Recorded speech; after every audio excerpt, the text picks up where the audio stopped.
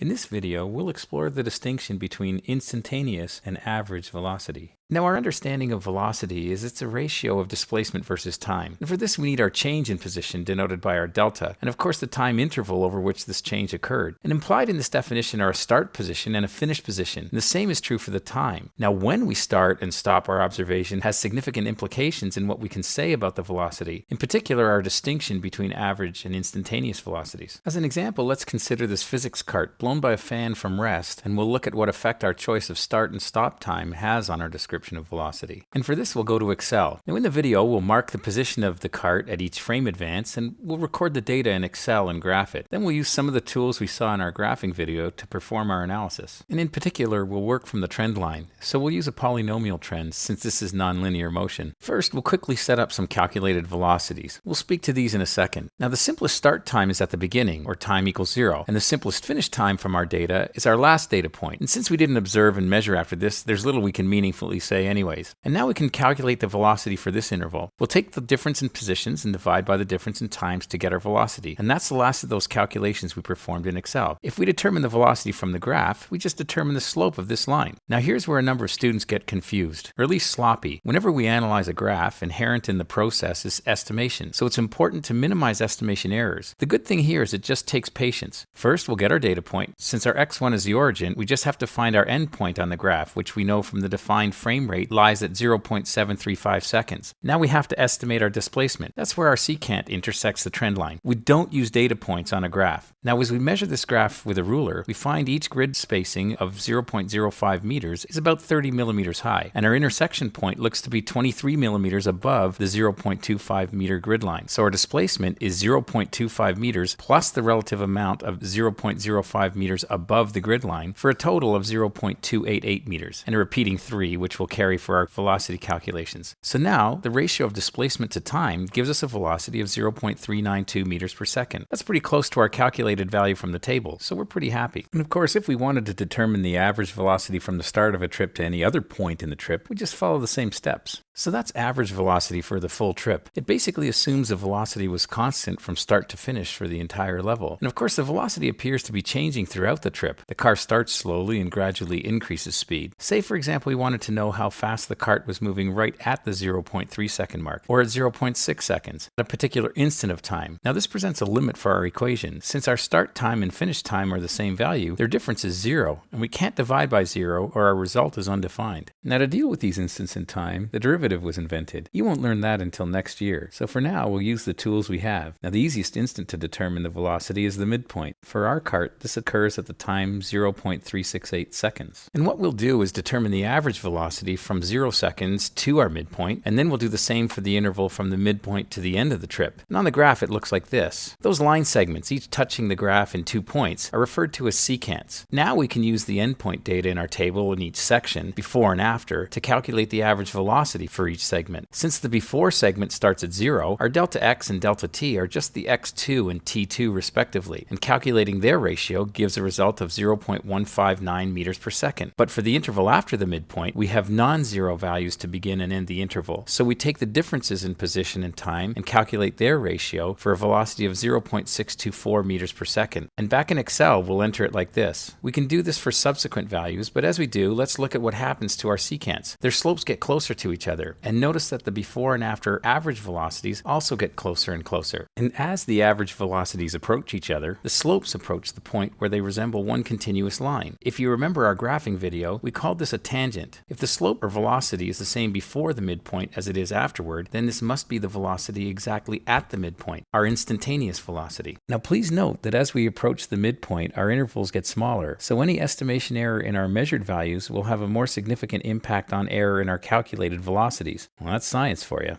Wow, that was a lot of work to get to a tangent. While it helps us understand what a tangent is and how it reflects instantaneous velocity, I'm not so sure we'd want to go through all that each time we needed to make such a determination. Thankfully, there's another method that will help us graphically determine a tangent a bit quicker and serve as a quick algorithm for performing this analysis based on recorded data in Excel. Essentially, this strategy relies on an interesting quality of parabolas. We'll demonstrate why we can be certain this curve is parabolic a bit later in the course. For now, we'll just work on that premise. The pertinent parabolic property, that's a lot of alliteration, is that the slope of any secant is the same as the slope of the tangent at the midpoint of the secant interval. We can see how this works if we calculate the average velocity for successively smaller data segments whose center value is our midpoint. Notice how with small variation, the average velocities tend to the same value. And just like our previous method, smaller intervals tend to have more significant error, a limit to be aware of when analyzing experimental data. We can take advantage of this feature to create velocity time graphs from our raw data. If we choose a second data entry point, we can use the entry before this one as our start point and the entry after it as our finish point. Taking the ratio of the differences in position versus time, we have the instantaneous velocity at our second time entry. If we enter this as a formula in Excel, we just drag and fill the column for all the other velocities. Creating the graph is just like all the other examples we've seen. There looks to be considerable error in the velocity values due to our small intervals. This is why trend lines are so helpful. Note there's no value possible for the first and last data points using this algorithm, but the good thing is Excel can extend the trend line to the origin as well as to the end of the dataset. Reading instantaneous velocities off of this graph are as simple as finding a value. And just like the secant tangent relationship on a position time curve, the average velocity of a time interval is equal to the instantaneous value at the midpoint of the interval. Of course, if we're analyzing velocities with these tools, they should be capable of dealing with the vector nature of velocity, that is direction. For this, let's plot the height of the projectile over time. Using our tools we've just developed, we can create a velocity time graph. Notice the positive but decreasing velocity on the way up, with the negative and increasing velocity on the way down. Interestingly enough, looking at the average velocity yields a positive result, but looking at the position time graph, we see that the ball is above the initial height when we stop looking. The positive displacement divided by positive time yields a positive velocity. So that's a wrap. Instantaneous versus average velocity. An important concept of a simple idea with a complex engine. It's okay to have questions. Rewatch the parts you found tricky and include any questions in your notes.